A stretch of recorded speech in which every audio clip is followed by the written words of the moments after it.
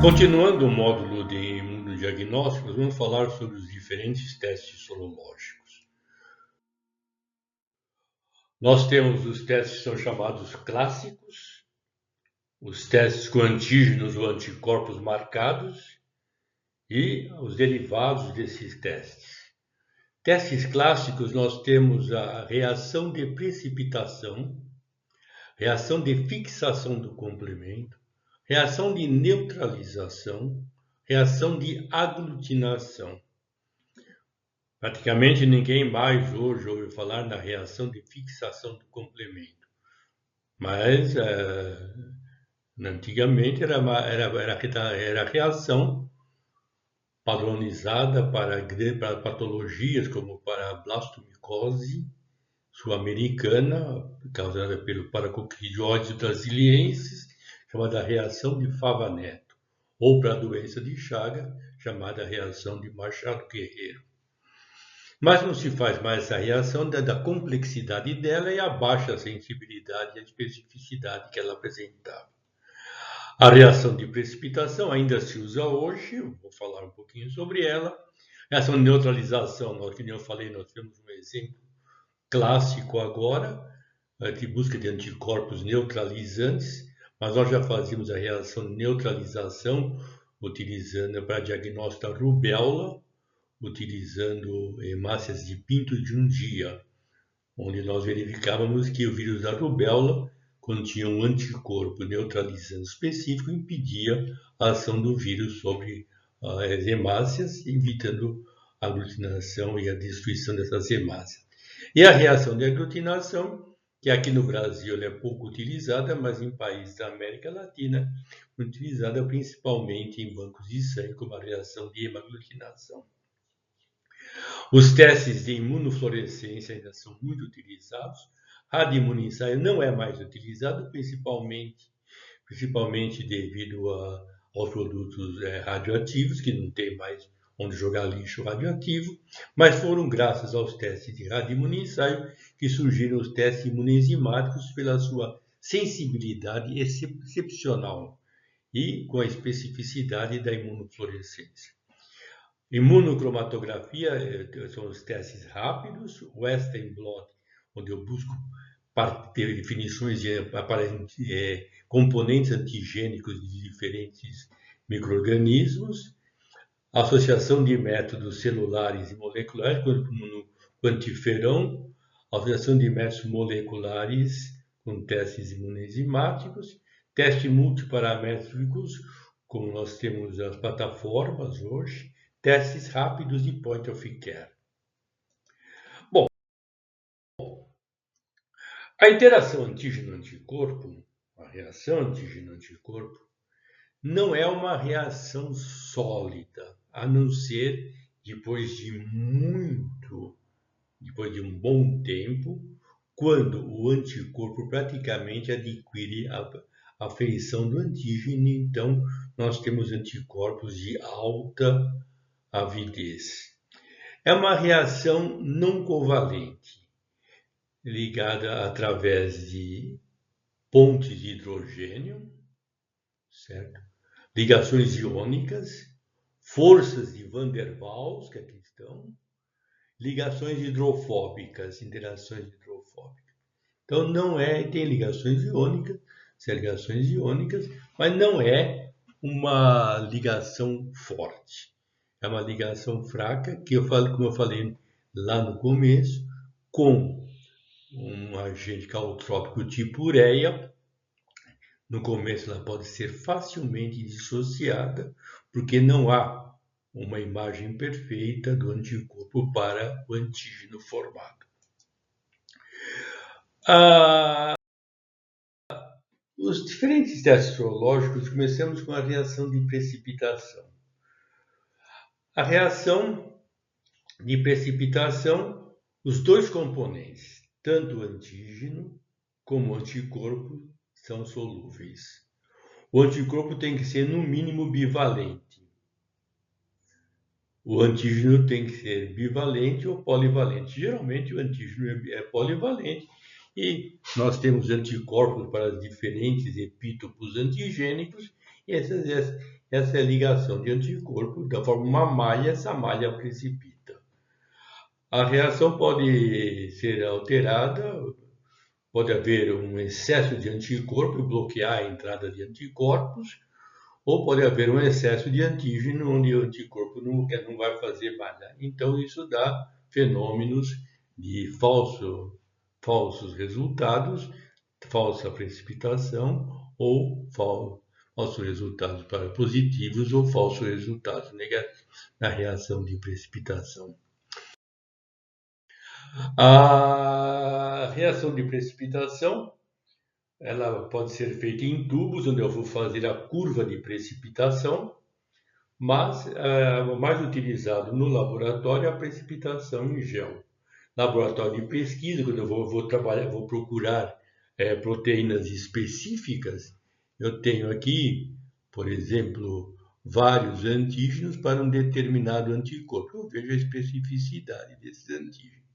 Ou eu posso quantificar anticorpo quando eu imunizo um animal, por exemplo. Quero quantificar esse anticorpo através, eu coloco diluições do anticorpo e o antígeno presente. Então, nós temos aqui por exemplo, do anticorpo 2, 4, 8, 16, 32. Então, esse soro tem a diluição de 1 para 32. Então, nós usamos isso bastante quando nós vamos fazer conjugados para serem usados nos testes imunenzimáticos ou na reação de imunofluorescência. Para diagnóstico, isso é importante quando nós queremos saber antígenos, por exemplo, que são presentes numa pústula, ou eu vejo simplesmente linhas de identidade contra um determinado anticorpo. Então, linhas de identidade, quando são idênticas, essas linhas, elas se tocam, certo? Aqui, por exemplo, linhas de identidade, esse antígeno é igual a esse. Quando elas são desiguais, essas linhas, os antígenos são diferentes. Mas hoje a maior aplicação do teste de precipitação é a imunoeletroforese. A imunoeletroforese nos dá a possibilidade de avaliação de indivíduos que apresentam deficiência de imunoglobulinas, ou mesmo aqueles que não têm nenhuma imunoglobulina, a gama-globulinemia. Então, nós podemos ver deficiência de GA, IgM, GG, deficiência de cadeias leves, cadeia kappa ou cadeia lambda, através de anticorpos específicos. Então, eu coloco o anticorpo, certo? Faço correr e coloco o antígeno e vejo. Aqui eu tenho uma anti-imunoglobulina colocada contra uma imunoglobulina. Então, com o soro e põe uma anti-imunoglobulina aqui.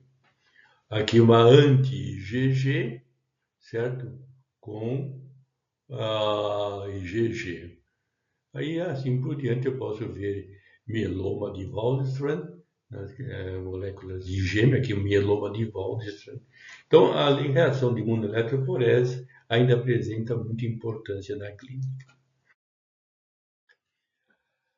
A reação de aglutinação é uma reação onde os dois componentes um deles tem que ser figurado. Ou pode ser uma hemácia, ou pode ser uma partícula, um látex, mas um tem que ser figurado e o outro tem que ser solúvel. É uma reação não covalente, ocorre em segundos, e eu posso tornar essa reação covalente quando eu coloco radicais químicos nos suportes. Esses radicais químicos vão reagir com os antígenos. Durante muito tempo se procurou esse tipo de partícula ideal, certo? Para se fazer, onde eu fixava antígenos covalentemente nas partículas e depois ia pesquisar anticorpo, certo? Mas essa reação não covalente ajuda bastante também.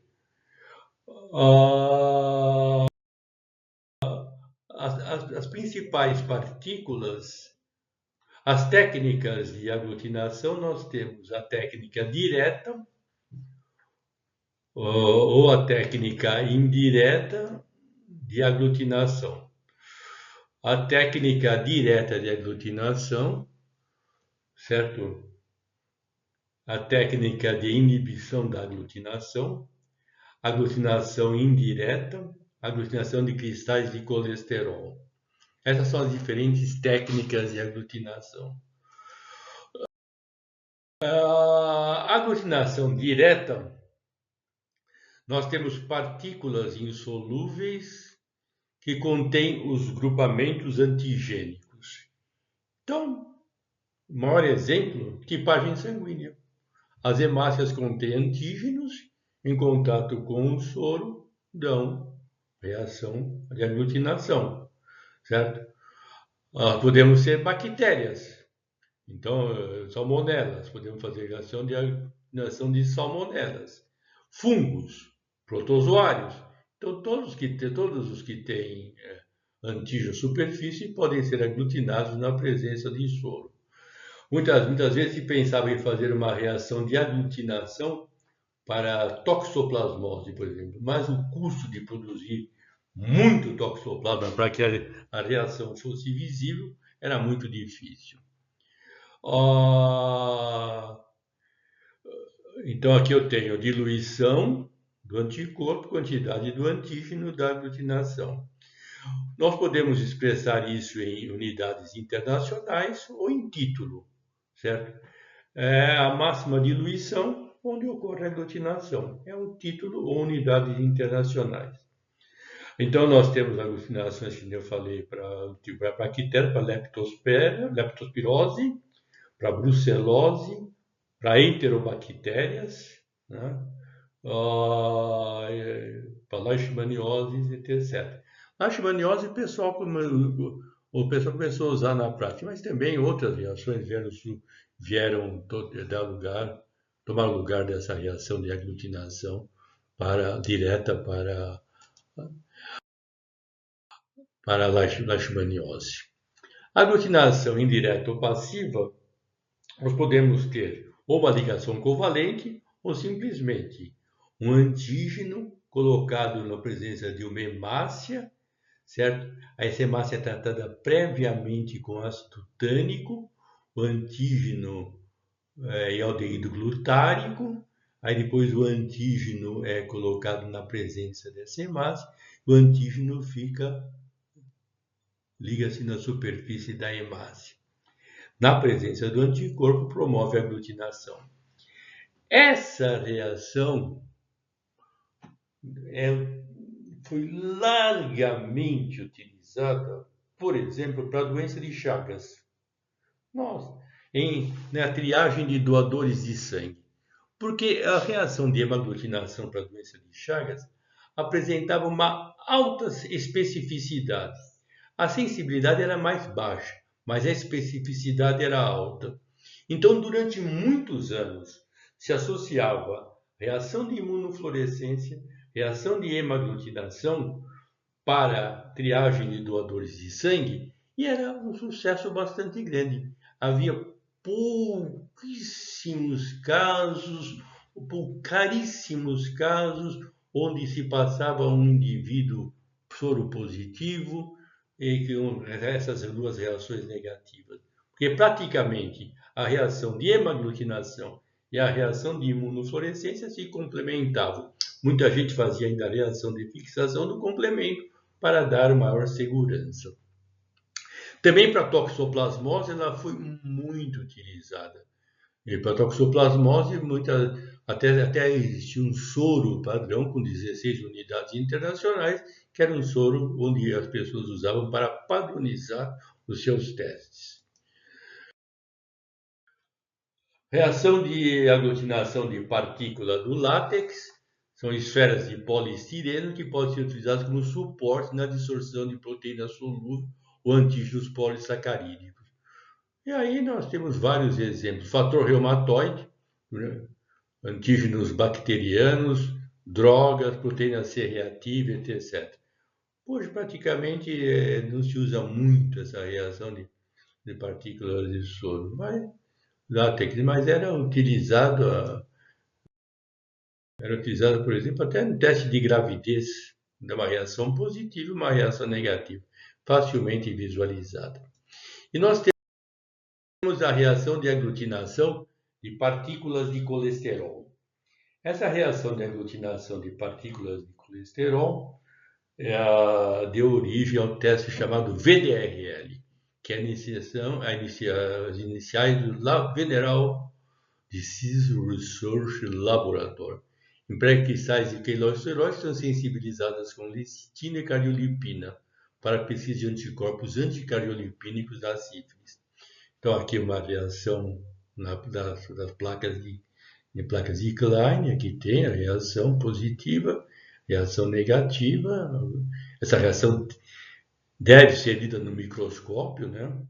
E deve ter uma agitação para o teste VDR, uma agitação orbital durante 4 minutos, né? Aqui uma reação positiva, uma reação negativa. Então, é uma reação que, quando quantificada, nos dá uma indicação precisa do tratamento, da eficácia do tratamento da sífilis. E nós temos uma evolução enorme dentro da sorologia, que foi o teste de imunofluorescência. O teste de imunofluorescência abriu uma grande possibilidade diagnóstica. Foi usado praticamente em tudo. E aqui no Brasil, o teste de imunofluorescência teve o seu desenvolvimento graças ao professor Mário Camargo, onde ele padronizou a imunofluorescência em lâminas de vidro, e daí para frente, então, a imunofluorescência foi usada para muitos fins de diagnóstico. A imunofluorescência depende de um microscópio chamado microscópio de fluorescência. Durante muitos anos, nós trabalhamos com esse microscópio de imunofluorescência aqui. Esse microscópio de imunofluorescência, ele tem uma lâmpada de vapor de mercúrio. Essa era um microscópio de transiluminação. A iluminação vinha por baixo, certo? Sendo preparado. E esse microscópio, essa lâmpada de imunofluorescência de vapor de mercúrio, era caríssima e durava 200 horas. E esse microscópio praticamente só podia ser utilizado para imunofluorescência. Quando se utilizava para outras finalidades, acabava estragando, porque o microscópio era muito caro e a lâmpada caríssima, e 200 horas tinha que ser ligado e desligado, porque a lâmpada, depois de 200 horas, ela enfraquecia rapidamente e perdia a qualidade da fluorescência. Com o passar do tempo, surgiu o microscópio de epiluminação. Aí foram com lâmpadas já de ultravioletas, lâmpadas de projetores, né? Então, o custo ficou muito mais barato, então a imunofluorescência se popularizou mais ainda. Nessa técnica, nós temos aqui o preparado. Esse preparado contém um anticorpo que deve, se for ligado ao antissoro, deu como reação positiva, né? Ou ligado ao antígeno, deu uma reação positiva, está presente, está marcado como uma substância fluorescente. E aqui nós temos a luz ultravioleta, que manda, através desse espelho dicróico, espelho filtro, manda uma luz com determinado comprimento de onda para o preparado. A luz que incide no preparado, se der uma fluorescência, vai para a ocular, o indivíduo detecta a fluorescência. O filtro barreira que seleciona realmente todas. E aqui esse espelho deixa passar esse feixe de luz. Então, esse foi um grande desenvolvimento da microscopia de fluorescência, que barateou inclusive o custo. Então, o princípio da imunofluorescência baseia-se na capacidade das moléculas de anticorpos se ligarem covalentemente a fluorocromos.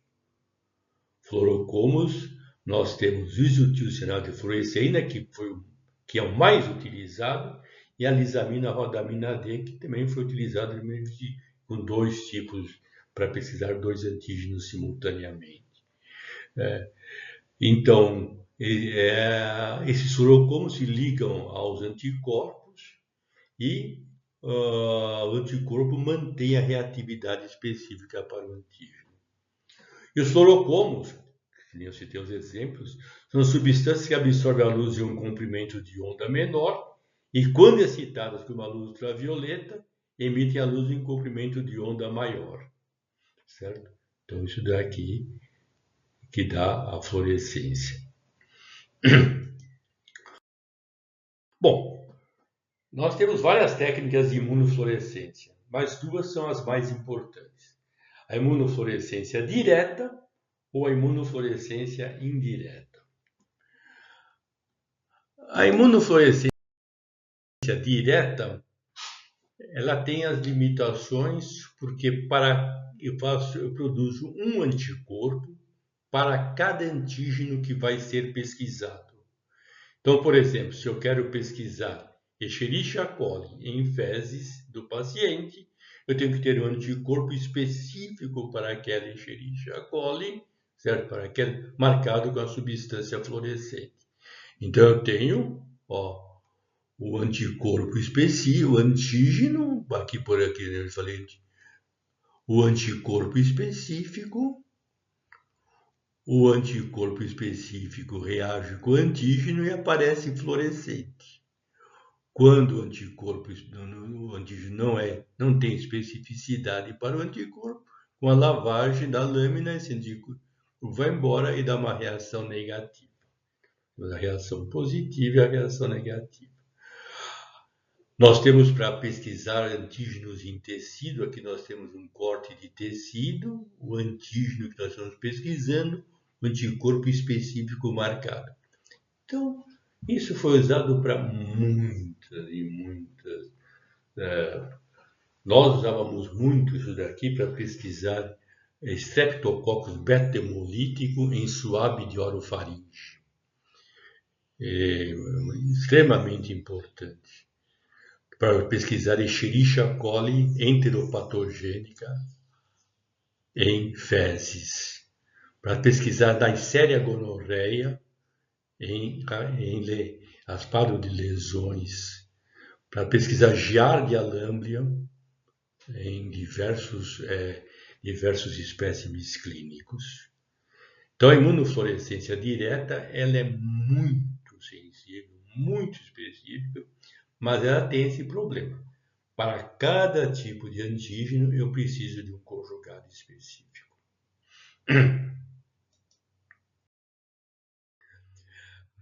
Aí surgiu a imunofluorescência indireta. A imunofluorescência indireta veio abrir amplas possibilidades de diagnóstico. Por quê?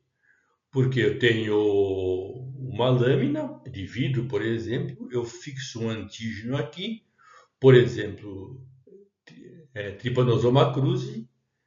Aqui eu junto o soro do paciente. Se o soro do paciente tiver anticorpo para o Trypanosoma cruzi, reage. E eu pego uma anti-imunoglobulina marcada com fluorocromo e verifico. Isso abriu possibilidades muito grandes.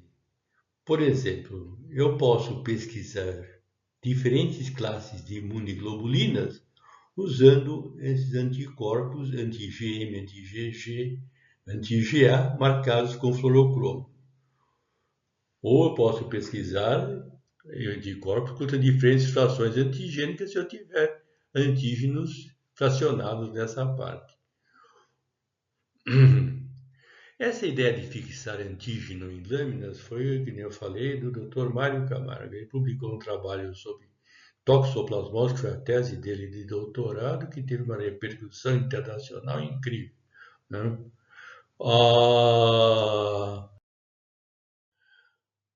As vantagens da imunofluorescência possui níveis muito bons de sensibilidade e especificidade, chegando em alguns casos, a 100%, depende do título do soro que eu estou usando, de sensibilidade e especificidade ótima também, reprodutibilidade muito grande, padronização e execução simples. O difícil era a leitura de alguns espécimes, por exemplo, Treponema pallidum. Então precisava ter uma padronização muito rígida do microscópio para ver o Treponema pallidum, porque a fluorescência era muito tênue. Então pode-se determinar o título do anticorpo, a classe de imunoglobulinas e subclasses de imunoglobulinas. Desvantagem, precisa do microscópio de fluorescência. Dificilmente ela é automatizada, hoje é automatizada, mas aí fica muito caro. E a subjetividade da leitura foi substituída por leituras mais espectrofotométricas que dão melhores resultados. Certo? Aqui nós temos alguns exemplos, né? Ela é aplicada hoje na definição de autoanticorpos. Então, aqui nós temos anticorpos do padrão homogêneo, padrão nucleolar, padrão periférico. Aqui nós temos para o Trypanosoma cruzi uma reação positiva, uma reação negativa, e o Trypanosoma cruzi corado pelo Ginson.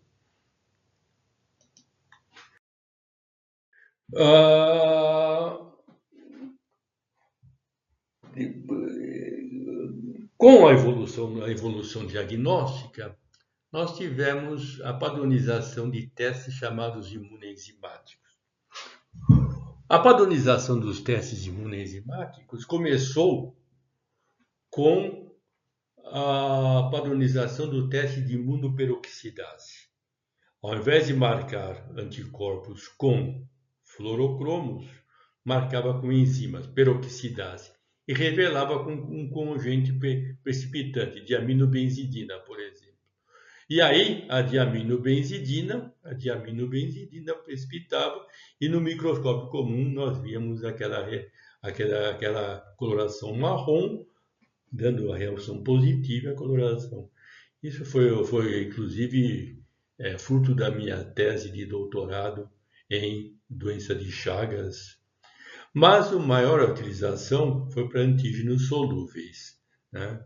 Antígenos solúveis colocados em suportes inertes, e aí então nós tivemos uma aplicação enorme.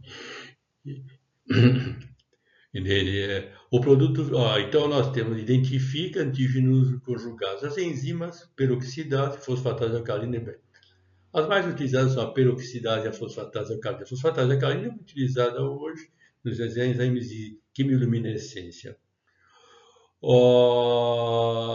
A quantidade de antígeno anticorpo é variada por fotocolorimetria. As diferentes técnicas imunoenzimáticas. Que eu falei, a reação de imunoperoxidase, testes imunoenzimáticos, enzima imunoensaio, teste ELISA, pesquisa de anticorpos, método direto, método de captura, pesquisa de antígenos, competição, imunodot, western blot, detecção de imunoprecipitados. Aí nós vamos, pesquisa de antígenos, utilizados, por exemplo, para triagem de doadores.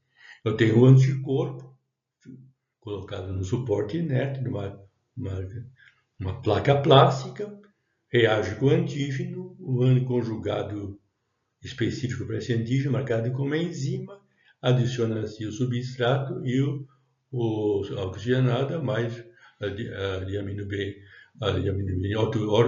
ortofenileno diamina, né? Diaminobenzidina, para obter uma coloração. Essa coloração é que é lida, indica uma reação positiva. Aqui nós temos a reação com antígeno marcado. Então, eu tenho antígeno marcado, jogo junto com o espécime que eu estou analisando, o antígeno marcado compete com o espécime que eu estou analisando para interagir com o anticorpo que está na fase.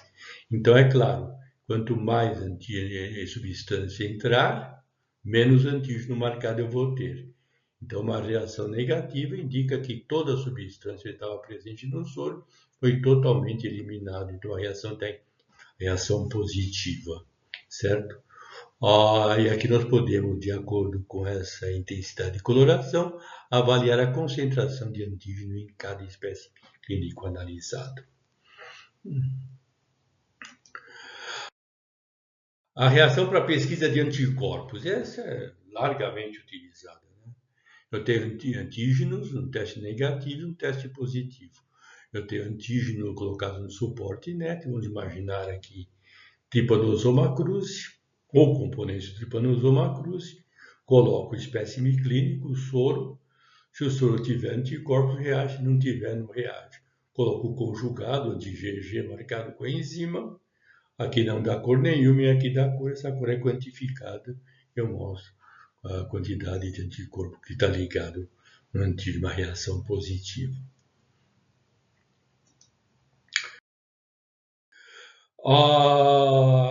Aqui nós temos a pesquisa de anticorpos de IgG, anticorpos de IgM, basta eu ter um conjugado específico. Aqui é específico para IgM e aqui é específico para IgG. Mas o teste imunenzimático, o teste para IgM, fornecia reações falso-positivas e falso-negativas. Falso-positivas, eu vou explicar a toxoplasmose, e falso-negativas, porque a toxoplasmose ocorre por excesso de anticorpo, IgG, ou falso-positivas pela presença do fator reumatoide.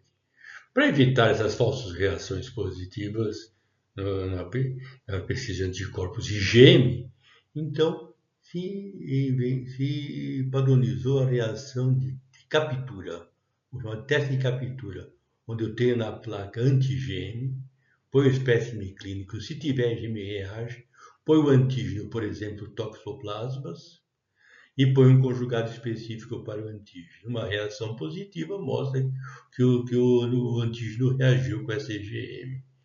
Então, essa é uma reação ideal para a pesquisa de anticorpos. Nós temos o Western blot. O Western blot é uma reação utilizada para avaliação de componentes antigênicos.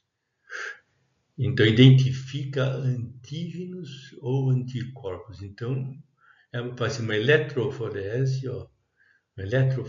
depois se transfere o material para uma membrana de celulose, eletroforese em gel de poliacrilamida, se transfere esse material para uma membrana de nitrocelulose, se coloca os anticorpos específicos e se vê a positividade com um agente precipitante para essa enzima. Então, uma reação positiva identifica apenas uma fração. Veja, quando eu transferi aqui, essa é uma fração que eu estava procurando. Aí o anticorpo reagiu, a fração foi positiva. Então, aqui está um vírus, eu trato com dudeoxi-sulfato de sódio para digerir. Aí eu transfiro para uma eletroforese em SDS, peixe, transfiro para fitas de nitrocelulose e faço a detecção de anticorpos específicos. Aqui nós temos um exemplo, quando eu faço a extração com vários componentes para extrair antígenos e mostra a diferença que existe nos vários agentes extrativos. Isso influi muito na sensibilidade. Então, para cada sistema, eu tenho que ter uma extração perfeita para ter os antígenos que eu estou buscando. Aqui no caso da doença de Chagas, eu trabalhava com isso, no caso da sífilis, eu trabalhava com treponema pálido, a extração com zwittergente era a que dava melhor resultado, certo? Aqui nós temos uma interpretação para HIV 1 e 2 da inolia, que foi padronizada pela Fujifilm. Então, tem várias proteínas, as linhas controle, e identificava HIV1, HIV2 pela presença dessas frações específicas para cada um deles. Para treponema, nós também tivemos, né, a aglutinação, certo? E a confirmação por Western blot. Então, o Western blot ele foi utilizado, está sendo utilizado como teste confirmatório, tanto para a sífilis, como para a toxoplasmose, como para a doença de Chagas. Nós vamos ver isso, que é importante. A doença de Chagas, por exemplo, o Tesa Cruz foi padronizado e realmente teve uma repercussão incrível. Dava uma perfeita correlação de certeza com o paciente Chagas. Só que o custo dele ficava muito acima do desejado. Mas para a sífilis, certo? Essas identificação dessas linhas, esses antígenos 47, 17 e o 15 são muito importantes mesmo para a definição de sífilis. Inclusive, a doutora Elaine fez uma tese de doutorado em sífilis, onde nós podíamos até, utilizando essas frações, analisar e dar sugestões sobre a fase em que se encontrava a doença.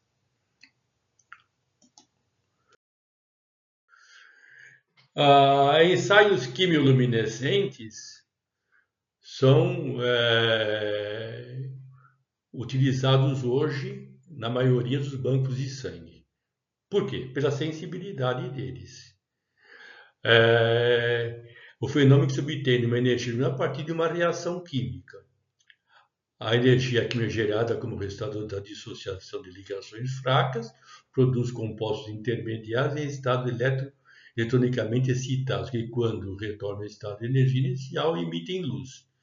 Então essa quimiluminescência, ela hoje é a que apresenta maior sensibilidade na analítica e a questão de analítica, vejo, é a maior sensibilidade imunológica para trabalharmos nas análises clínicas. A citometria de fluxo é uma ferramenta que detecta e quantifica células individuais passando uma corrente elétrica através de um feixe, laser. Separa as células por fluorescência ativada. É um teste qualitativo ou quantitativo. Aqui tem as várias aplicações da citometria de fluxo. Flumetrix é uma história nova, interessante e que está tendo bastante utilidade hoje no laboratório clínico. Nós temos uma esfera de polistireno que tem uma certa coloração. Essa coloração dessa esfera emite uma luz. Essa luz pode ser lida através de um raio laser. Essa luz é lida através de um raio laser.